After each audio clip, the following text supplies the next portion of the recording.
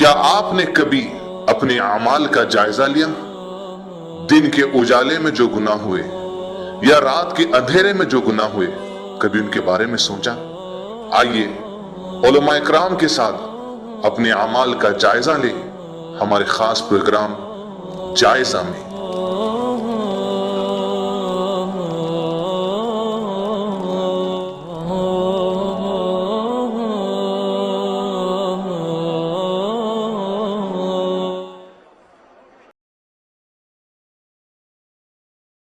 إن الحمد لله نحمده ونستعينه ونستغفره ونعوذ بالله من شرور أنفسنا ومن سيئات أعمالنا من يهده الله فلا مضل له ومن يضلل فلا هادي له وأشهد أن لا إله إلا الله وحده لا شريك له وأشهد أن محمدا عبده ورسوله يا أيها الذين آمنوا اتقوا الله حق تقاته ولا تموتن إلا وأنتم مسلمون يا أيها الناس اتقوا ربكم الذي خلقكم من نفس واحدة وخلق منها زوجها وبث منهما رجالا كثيرا ونساء واتقوا الله الذي تساءلون به والأرحام إن الله كان عليكم رقيبا يا أيها الذين آمنوا اتقوا الله وقولوا قولا سديدا يصلح لكم أعمالكم ويغفر لكم ذنوبكم ومن يطع الله ورسوله فقد فاز فوزا عظيما أما بعد فإن خير الحديث كتاب الله وخير الهدي هدي محمد صلى الله عليه وسلم وشر الأمور محدثاتها وكل محدثة بدعة وكل بدعة ضلالة وكل ضلالة في النار أعوذ بالله السميع العليم من الشيطان الرجيم من همزه ونفخه ونفثه وَلَقَدْ آتَيْنَاكَ سَبْعًا مِّنَ الْمَثَانِي وَالْقُرْآنَ الْعَظِيمِ لَا تَمُدَّنَّ عَيْنَيْكَ إِلَىٰ مَا مَتَّعْنَا بِهِ أَزْوَاجًا مِّنْهُمْ وَلَا تَحْزَنْ عَلَيْهِمْ وَاخْفِضْ جَنَاحَكَ لِلْمُؤْمِنِينَ۔ سورۃ الحجر کی جو آیت ابھی آپ کے سامنے تلاوت کی گئی، اس آیت میں اللہ تبارک و تعالیٰ نے نبی کریم صلی اللہ علیہ وسلم سے خطاب کر کے فرمایا کہ اے پیغمبر، ہم نے آپ کو بار بار دہرائی جانے والی 7 آیتیں اور قرآن عظیم عطا کیا ہے۔ آپ ہرگز ان چیزوں کو للچائی ہوئی نظروں سے نہ دیکھیں جو ہم نے ان میں سے مختلف قسم کے لوگوں کو دے رکھی ہیں، اور آپ غم نہ کریں ان کی گمراہی پر، اور آپ اپنے پہلو کو نرم کر دیجئے اہل ایمان کے لیے۔ یہ دیکھیے سورۃ الحجر کی اس آیت کا ترجمہ ہے جو آیت کے آپ کے سامنے تلاوت کی گئی۔ آیت کے نزول کا پس منظر کیا ہے؟ آیات کن حالات میں نازل ہوئی؟ یہ آیت مکی دور میں نازل ہوئی، اور حالات ایسے تھے، پس منظر یہ تھا کہ مکی دور میں مشرکین کی تجارت ترقی پر تھی، مشرکین کی دنیا عروج پر تھی، مشرکین کے مال و دولت میں دن بدن اضافہ ہو رہا تھا، اور اس کے مقابلے میں مسلمان ان کے شب و روز دعوت میں مصروف رہنے کی وجہ سے ان کی تجارت ختم ہو رہی تھی، دنیاوی حیثیت سے وہ کمزور پڑ رہے تھے، بظاہر دنیاوی اعتبار سے کفار مسلمانوں پر چھائے جا رہے تھے۔ ان حالات میں یہ آیت نازل ہوئی اور کہا گیا اے پیغمبر، آپ ہرگز ان مشرکین کی تجارت کو، ان کے کاروبار کو، ان کے بزنس کو، اور جو دنیاوی رونق انہیں ملی ہوئی ان کی رونق کو، جو زیب و زینت ان کے پاس ہے، اس کو ہرگز للچائی ہوئی نظروں سے نہ دیکھیں، رشک کی نظروں سے نہ دیکھیں۔ کیوں؟ اس لیے کہ ہم نے آپ کو قرآن مجید عطا کیا ہے۔ قرآن مجید کے ساتھ بار بار دہرائی جانے والی 7 آیتیں، یعنی سورۃ الفاتحہ جیسی نعمت ہم نے آپ کو عطا کی ہے۔ تو قرآن رکھتے ہوئے، قرآن جیسی دولت رکھتے ہوئے، سورہ فاتحہ جیسی دولت رکھتے ہوئے، قرآن جیسا سرمایہ رکھتے ہوئے، سورہ فاتحہ جیسا سرمایہ رکھتے ہوئے، آپ کو ہرگز دنیا والوں کی دنیا داری اور دنیا والوں کی دولت اور سرمایہ کو للچائی ہوئی نظروں سے اور رشک کی نگاہوں سے نہیں دیکھنا چاہیے۔ معلوم ہوا کہ قرآن مجید اس دنیا کی سب سے بڑی دولت ہے، اس سے بڑی کوئی اور دولت نہیں۔ جو یہ دولت جس امت کے پاس ہے، اسے دنیا کی کسی اور قوم کی کسی دولت سے مروب ہونے کی ضرورت نہیں۔ قرآن مجید اس دنیا کا سب سے عظیم سرمایہ ہے۔ جو امت یہ سرمایہ اپنے پاس رکھتی ہے، اسے دنیا کی کسی اور قوم کے سرمایہ کو للچائی ہوئی نظروں سے نہیں دیکھنا چاہیے۔ قرآن مجید سب سے بڑا ہتھیار ہے۔ جو امت یہ ہتھیار اپنے پاس رکھتی ہے، اسے دنیا کی کسی بھی قوم کے کسی بھی ہتھیار سے خوفزدہ نہیں ہونا چاہیے۔ قرآن مجید دنیا کی سب سے کامیاب تدبیر ہے۔ جو امت یہ تدبیر اپنے پاس رکھتی ہے اسے دشمن کی کسی بھی سازش سے خوف زدہ نہیں ہونا چاہیے۔ قرآن مجید دنیا کا مضبوط ترین سہارا ہے۔ جو امت یہ سہارا اپنے پاس رکھتی ہے اسے دنیا کے کسی اور سہارے کی ضرورت نہیں ہونا چاہیے۔ قرآن رکھتے ہوئے امت کبھی محکوم نہیں ہو سکتی، قرآن رکھتے ہوئے امت کبھی مرعوب نہیں ہو سکتی، قرآن رکھتے ہوئے امت کبھی خوف زدہ نہیں ہو سکتی، قرآن رکھتے ہوئے امت کبھی زوال سے دوچار نہیں ہو سکتی، قرآن رکھتے ہوئے امت کبھی ذلیل و رسوا نہیں ہو سکتی، قرآن رکھتے ہوئے امت ذلیل و خوار نہیں ہو سکتی۔ اگر تاریخ کے کسی دور میں قرآن رکھتے ہوئے امت ذلیل ہو، تاریخ کے کسی دور میں قرآن رکھتے ہوئے امت ذلیل و خوار ہو، امت زوال پذیر ہو، قرآن رکھتے ہوئے امت محکوم ہو، قرآن رکھتے ہوئے امت مرعوب ہو، قرآن رکھتے ہوئے امت رگڑی جا رہی ہو، مسلی جا رہی ہو، تو یہ اس بات کی علامت ہے کہ اس امت کی اس نسل نے قرآن کو سمجھا نہیں، قرآن پر ایمان لانے کے تقاضوں کو پورا کیا نہیں۔ ورنہ جو اس امت کی جو بھی نسل قرآن پر ایمان لائے گی اور ایمان لانے کے تقاضوں کو پورا کرے گی، یہ قرآن اسے عزت و سربلندی کے اعلیٰ ترین مراتب پر فائز کرے گا۔ اور اگر کوئی بھی نسل اس امت کی قرآن پر ایمان لانے کے تقاضوں کو نظر انداز کرے گی، قرآنی تعلیمات کو پس پشت ڈالے گی، یہ قرآن اسے محکوم کرے گا، مجبور کرے گا، ذلیل و خوار ہو کر رہے گی وہ نسل۔ اس لیے کہ قرآن جیسے خود نبی کریم صلی اللہ علیہ وسلم نے فرمایا ان اللہ یرفع بهذا الكتاب اقواما ويضع به آخرین، اللہ تعالیٰ اس کتاب کے ذریعے سے کچھ لوگوں کو سربلندی عطا کرے گا اور کچھ لوگوں کو لاپستی عطا کرے گا۔ معلوم ہوا قرآن صرف ترقی عطا کرنے والی کتاب نہیں بلکہ قرآن زوال سے دوچار بھی کرنے والی کتاب ہے۔ قرآن صرف عروج نصیب کرنے والی کتاب نہیں بلکہ قرآن امتوں کو زوال پذیر کرنے والی بھی کتاب ہے۔ جو امت اس پر ایمان لائے گی، اس کے لفظ لفظ کو سینے میں بسائے گی، اس کے پیش کردہ دستور حیات کو اپنی زندگی میں نافذ کرے گی، یہ قرآن ان لوگوں کو، امت کی اس نسل کو عزت و سربلندی سے سرفراز کرے گا۔ اور امت کی جو نسلیں اس کو پس پشت ڈالیں گی، اس کو نظر انداز کریں گی، اس کی تعلیمات کو سے روگردانی کریں گی، قرآن مجید ان کو ذلیل کر کے رہے گا، رسوا کر کے رہے گا۔ یضل به کثیرا ویہدی به کثیرا وما یضل به الا الفاسقین۔ اللہ تعالیٰ نے کہا کہ اللہ تعالیٰ اس قرآن کے ذریعے سے بہت سوں کو ہدایت بھی دیتا ہے اور اسی کے ذریعے سے بہت سوں کو گمراہ بھی کرتا ہے۔ وما یضل به الا الفاسقین، اس کے ذریعے سے گمراہ وہ ہوتے ہیں جو کہ فاسق ہیں۔ ہمارے اسلاف اور ہم میں یہی فرق ہے، ہمارے اسلاف اور ہم میں یہی فرق ہے۔ قرآن مجید پر وہ لوگ ویسے ایمان لائے جیسے ایمان لانا چاہیے تھا، ایمان لانے کے تمام تر تقاضوں کو انہوں نے پورا کیا، اس کے لفظ لفظ کو انہوں نے اپنے سینے میں بسا لیا، اس کو دستور حیات بنا کر اس کی روشنی میں اپنی زندگیاں گزاری۔ تو قرآن مجید نے ہمارے اسلاف کو ایسی عزت و سربلندی عطا کی، 50 سال کے قلیل سے عرصے میں آدھی دنیا پہ انہیں حکمران بنا دیا، آدھی دنیا کی زمام قیادت مسلمانوں کے ہاتھ میں تھی 50 سال کے قلیل سے عرصے میں۔ یہ قرآن مجید کا انقلاب ہے۔ اور آج ہماری صورتحال کیا ہے؟ آج ہماری صورتحال یہ ہے، اس کو نظر انداز کرنے کی وجہ سے، اس کو پس پشت ڈالنے کی وجہ سے، اس کی تعلیمات کو بھلا دینے کی وجہ سے، اس کو فراموش کر دینے کی وجہ سے ذلیل ہے ہم، خوار ہیں ہم، رسوا ہیں ہم۔ وہ زمانے میں معزز تھے مسلمان ہو کر، وہ زمانے میں معزز تھے مسلمان ہو کر، اور ہم خوار ہوئے تاریک قرآن ہو کر۔ قرآن دو دھاری تلوار ہے، دو دھاریاں رکھنے والی تلوار ہے۔ اس کا اگر صحیح استعمال ہو تو دشمن کی گردن ہم اڑا سکتے ہیں، اور اگر اس کا صحیح استعمال نہ ہو یہ ایسی تلوار ہے جس سے خود ہمارا اپنا قتل ہوگا، اس سے ہمارے اپنے وجود کا صفایا ہوگا۔ آج امت مسلمہ کی جو موجودہ صورتحال ہے، امت مسلمہ زوال کی جس صورتحال سے دوچار ہے، امت مسلمہ زوال کے جس دلدل میں پھنسی ہوئی ہے، اس کا بنیادی سبب یہ ہے کہ قرآن کے ساتھ ہمارا جو سلوک ہے۔ آج ہم نے قرآن کو کیا بنا رکھا ہے، آج ہم نے قرآن کو کیا سمجھ رکھا ہے، آج قرآن کے ساتھ ہم کیسا توہین آمیز سلوک کر رہے ہیں۔ یہ کتاب ہدایت تھی، ہم نے اسے صرف یہ کتاب ہدایت تھی، ہم نے اسے صرف کتاب تلاوت بنا دیا۔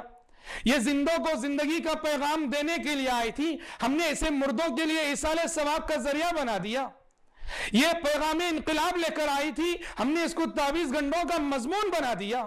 یہ ہمارے دلوں کی زینت بننے کے لیے آئی تھی، ہم نے اسے طاقوں کی زینت بنا دیا۔ یہ ہماری آخرت بنانے کے لیے آئی تھی اور ہم نے آج اسے بزنس بنا دیا، ہمارے مولویوں نے اسے تجارت بنا دیا۔ قرآن کے ساتھ ایسا توہین آمیز سلوک کرنے کے باوجود عروج کا خواب کیسے دیکھ سکتے ہیں؟ ترقی کا خواب کیسے دیکھ سکتے ہیں؟ اللہ قریب کے رحمت کرے ماہر القادری کو، انہوں نے امت کا جو سلوک اور امت کا جو معاملہ قرآن مجید کے ساتھ ہے اس کو کتنے بہترین انداز میں منظوم کیا ہے کہ قرآن گویا زبان ہاتھ سے شکایت کرتے ہوئے امت سے مخاطب ہو کے کہتا ہے، طاقوں میں سجایا جاتا ہوں، طاقوں میں سجایا جاتا ہوں، آنکھوں سے لگایا جاتا ہوں، تعویذ بنایا جاتا ہوں، دھو دھو کے پلایا جاتا ہوں، جزدان حریر و ریشم کے اور پھول ستارے چاندی کے، پھر عطر کی بارش ہوتی ہے، خوشبو میں بسایا جاتا ہوں۔ جیسے کسی طوطے مینا کو کچھ بول سکھائے جاتے ہیں، جیسے کسی طوطے مینا کو کچھ بول سکھائے جاتے ہیں، اس طرح پڑھایا جاتا ہوں، اس طرح سکھایا جاتا ہوں۔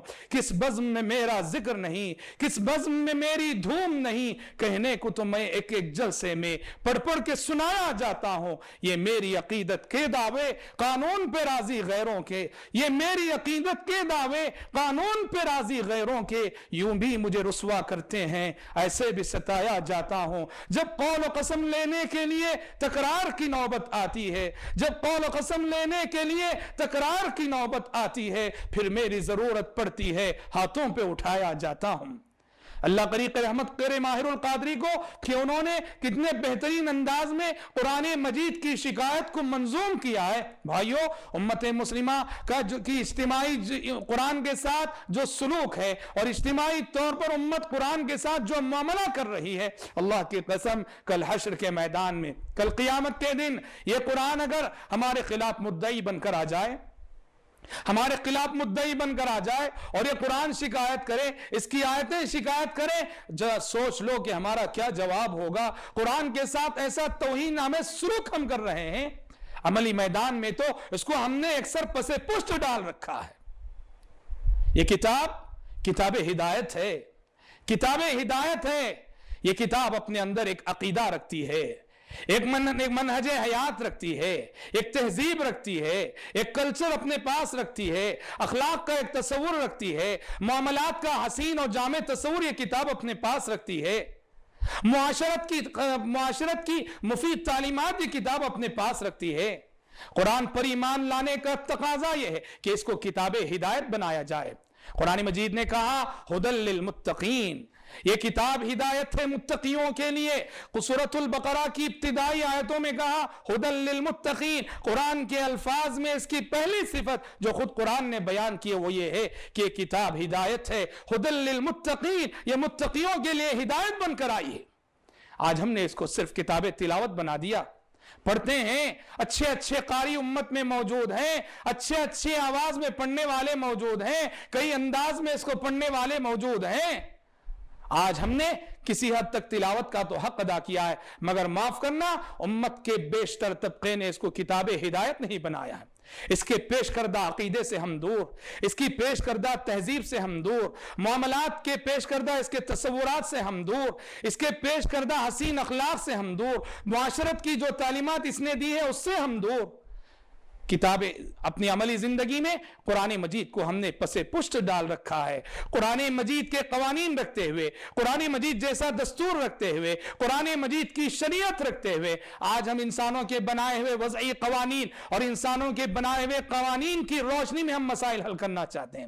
قرآن کہتا ہے وَمَن لَّمْ يَحْكُم بِمَا أَنزَلَ اللَّهُ فَأُولَٰئِكَ هُمُ الْكَافِرُونَ وَمَن لَّمْ يَحْكُم بِمَا أَنزَلَ اللَّهُ فَأُولَٰئِكَ هُمُ الظَّالِمُونَ وَمَن لَّمْ يَحْكُم بِمَا أَنزَلَ اللَّهُ فَأُولَٰئِكَ هُمُ الْفَاسِقُونَ۔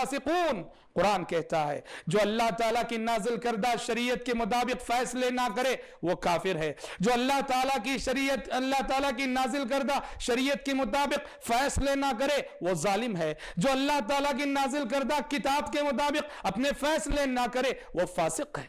آج ہم میں سے کتنے لوگ ہیں کہ ایسے مسائل میں، جن مسائل میں قرآن مجید کا حل ہمارے سامنے موجود رہتا ہے، جن مسائل کا جواب قرآن مجید دیتا ہے، اس کے باوجود ہم اپنے معاملات کو لے کر، اپنے بہت سارے مسائل کو لے کر کورٹ جاتے ہیں، حالانکہ یہ جانتے ہوئے بھی کہ کورٹ کا فیصلہ، عدالت کا فیصلہ قرآنی فیصلے کے خلاف جاتا ہے۔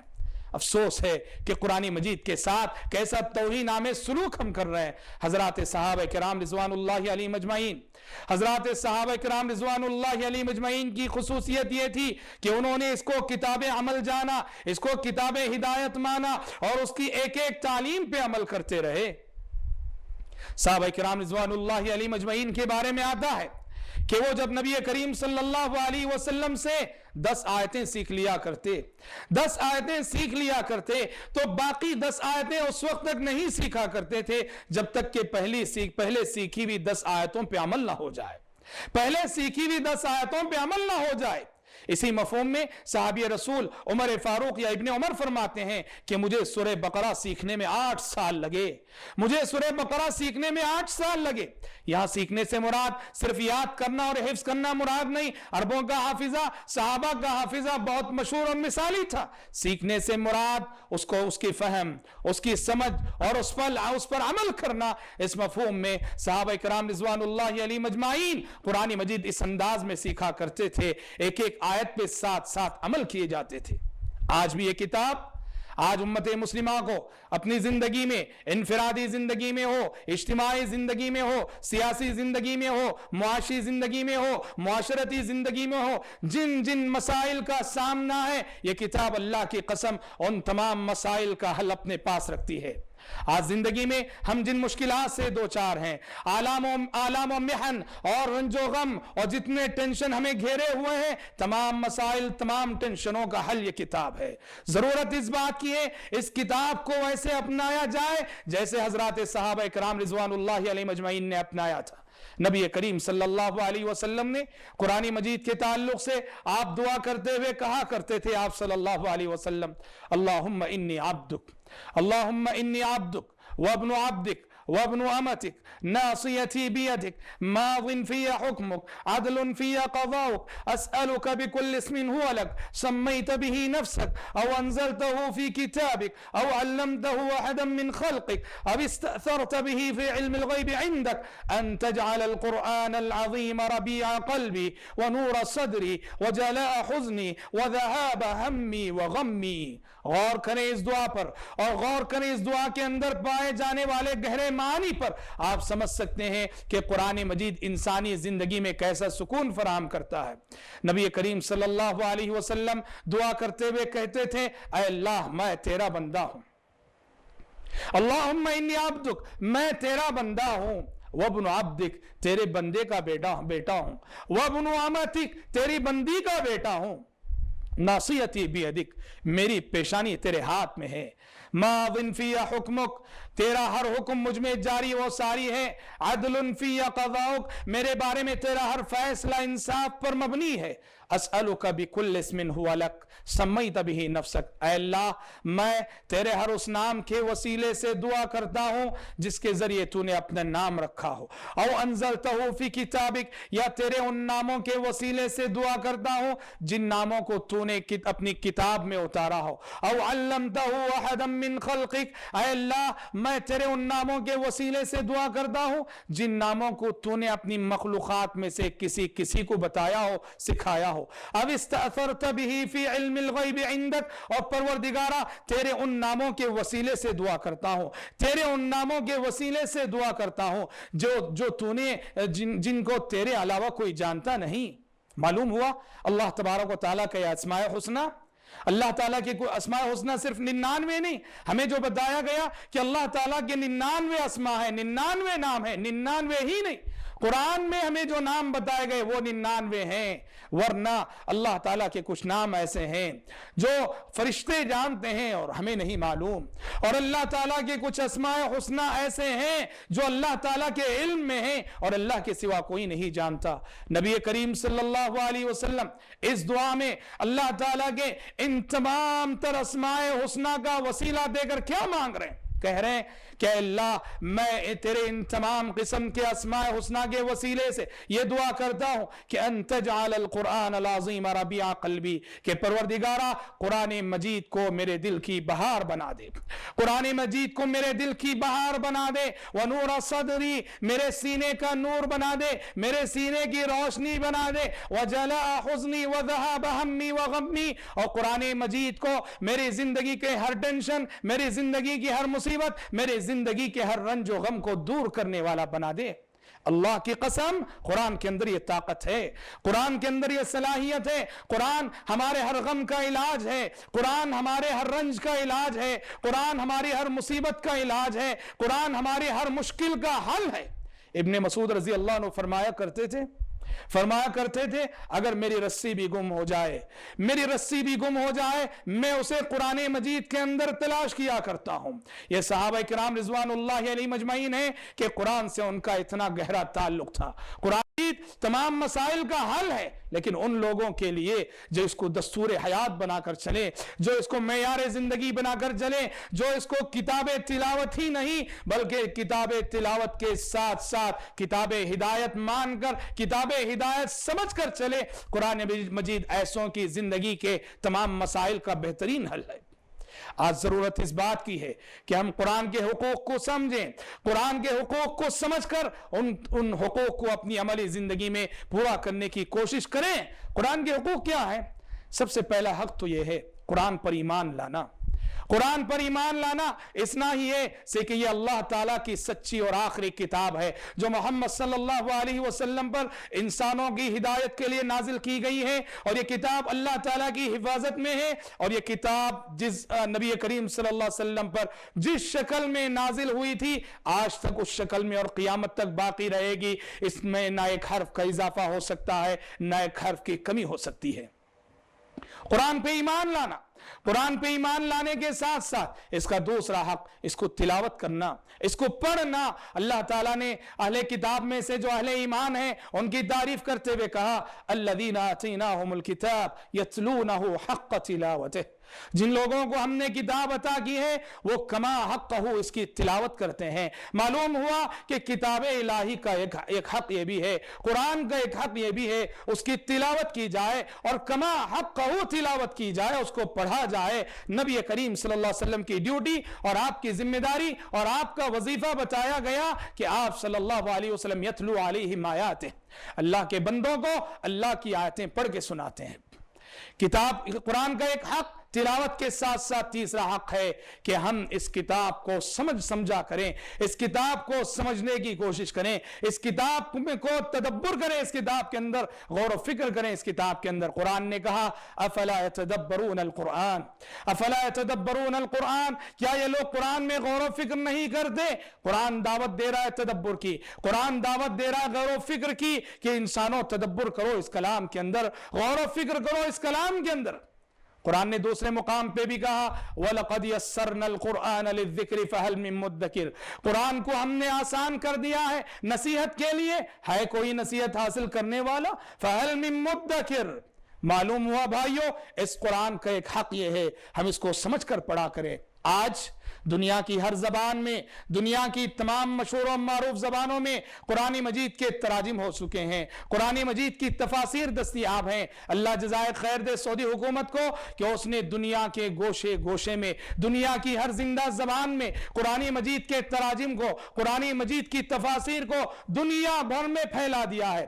آج ہم میں سے ہر شخص کے لیے ضروری ہے کہ روزینہ قرآن کی تلاوت کریں، نہ صرف تلاوت بلکہ قرآن کو سمجھا کریں۔ ہم معمول بنا لیں کہ ہماری زندگی کا کوئی دن ایسا نہیں گزرے گا جس میں ہم قرآن مجید کے کم از کم ایک صفحے کی تلاوت، قرآن مجید کا ایک صفحہ یا قرآن مجید کے ایک رکوع کو جو ہے ترجمے اور تفسیر کے ساتھ نہ پڑھتے ہوں۔ ضرورت اس بات کی ہے قرآن پڑھیں، ہم معنی اور مفہوم کے ساتھ پڑھیں، ہم اپنے گھر والوں کو لے کر، اپنے فیملی ممبرز کو لے کر، دوست و احباب کی مجلسوں میں روزینہ قرآن مجید کے ترجمے کو پڑھیں ہم اور قرآن مجید کی تفسیر کو پڑھیں ہم۔ لوگ کہتے ہیں کہ قرآن پڑھنا، قرآن سمجھنا یہ علماء کی ذمہ داری ہے، یہ علماء کی ڈیوٹی ہے، عام لوگ قرآن کو عام لوگوں کے لیے قرآن کو سمجھنا مشکل ہے۔ اور افسوس تو یہ ہے کہ بہت سارے مقامات پہ درس قرآن کو روکا جاتا ہے، بہت سارے مقامات پہ قرآن سمجھ کر پڑھنے والوں کو منع کیا جاتا ہے۔ یہ کتنا بڑا جرم ہے، یہ کتنا بڑا جرم ہے، یہ قرآن کی شان میں کتنی بڑی گستاخی ہے یہ۔ اللہ کی قسم، عرب کے وہ بدو جو الف اور با سے بھی ناواقف ہوتے تھے، قرآن مجید کو نبی کریم صلی اللہ علیہ وسلم کی زبانی سنتے تو قرآن مجید کو وہ بدو سمجھ لیا کرتے تھے۔ آج ہم کیوں نہیں سمجھ سکتے؟ سمجھ سکتے ہیں، ہاں بعض جگہ احکام کی آیتیں، مسائل کی آیتیں ایسی ضرور ہوں گی کہ جہاں علماء کی رہنمائی کی اشد ضرورت ہوگی وہاں علماء کی رہنمائی ضرور حاصل کریں۔ ہمارے کہنے کا یہ مطلب نہیں کہ علماء سے بے نیاز ہو کر علماء کی رہنمائی کے بغیر 100% انسان قرآن سمجھ سکتا ہو، سمجھے نہیں، ہرگز نہیں۔ لیکن ہمارے کہنے کا مطلب یہ ہے، ایک مسلمان کو مسلمان بننے کے لیے اور مومنانہ زندگی گزارنے کے لیے قرآن کو سمجھنا بہت آسان ہے۔ آپ جب سورۃ المومنون پڑھیں گے، قد افلح المؤمنون الذین هم فی صلاتهم خاشعون والذین هم عن اللغو معرضون والذین هم للزکاة فاعلون والذین هم لفروجهم حافظون، یہ آیتیں بتاؤ کون ہے جو سمجھے گا؟ نہیں۔ جو شخص بھی ترجمہ پڑھے گا قرآن کیا کہنا چاہ رہا ہے، ہر شخص سمجھ سکتا ہے کہ وہ مومن کامیاب ہو گئے جو اپنی نمازوں میں خشوع و خضوع اختیار کرتے ہیں، جو لغویات سے اعراض کرتے ہیں، جو زکوٰۃ دیا کرتے ہیں، جو اپنی شرمگاہوں کی حفاظت کیا کرتے ہیں، جو اپنے وعدوں اور عہد و پیمانوں کی نگہبانی کیا کرتے ہیں اور جو اپنی نمازوں کی حفاظت کیا کرتے ہیں۔ کون ہے جو ان آیتوں کو یہ کہتا ہے کہ یہ آیتیں مجھے سمجھ میں نہیں آتی؟ قرآن مجید یقیناً اللہ تعالیٰ کا کہنا ہے وَلَقَدْ يَسَّرْنَا الْقُرْآنَ لِلذِّكْرِ، ہم نے قرآن کو آسان کر دیا ہے۔ اللہ کا کہنا ہے ہم نے قرآن کو آسان کر دیا ہے نصیحت حاصل کرنے والوں کے لیے۔ تو ہے کیا کوئی نصیحت حاصل کرنے والا؟ تو بھائیو، قرآن کا حق ہے یہ کہ ہم اس پہ ایمان لے آئیں، اس کی کما حق کو تلاوت کریں، اس کو سمجھیں، اور سمجھنا بھی تدبر کی حد تک، اس میں غور و فکر کرنے کی حد تک۔ اور چوتھا حق ہے کہ اس کی تبلیغ کریں، اس کے پیغام کو، چوتھا حق ہے کہ ہم اس پر عمل کریں، سمجھنے کے بعد اس پر ہم خود عمل کریں۔ اور پانچواں حق یہ ہے کہ اس پر عمل کرنے کے بعد دوسروں کو اس کی جانب بلائیں، دوسروں کو اس پر ایمان لانے کی دعوت دیں۔ یہ قرآن مجید کے 5 بنیادی حقوق ہیں۔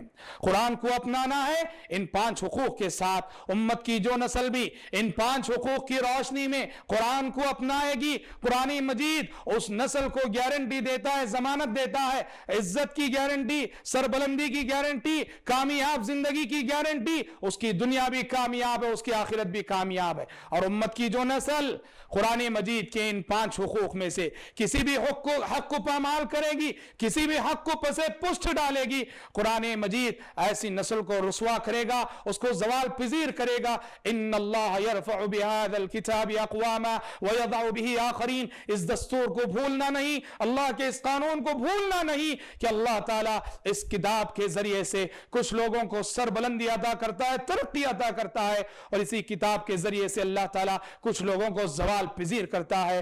دعا ہے رب العالمین سے کہ پروردگار کہنے والے کو، سننے والوں کو توفیق عطا فرمائے کہ ہم سب سے پہلے قرآن مجید کو اس کے 5 حقوق کی روشنی میں اپنانے کی توفیق عطا فرمائے، اور اللہ تعالیٰ ہمیں اس بات کی بھی توفیق عطا فرمائے کہ اس کی دعوت کو، اس کے پیغام کو اللہ تعالیٰ کے ان بندوں تک پہنچائیں جو اللہ تعالیٰ کو بھولے ہوئے ہیں، قرآن کے پیغام سے دور ہیں۔ اللہ کرے آمین۔ وآخر دعوانا ان الحمد للہ رب العالمین۔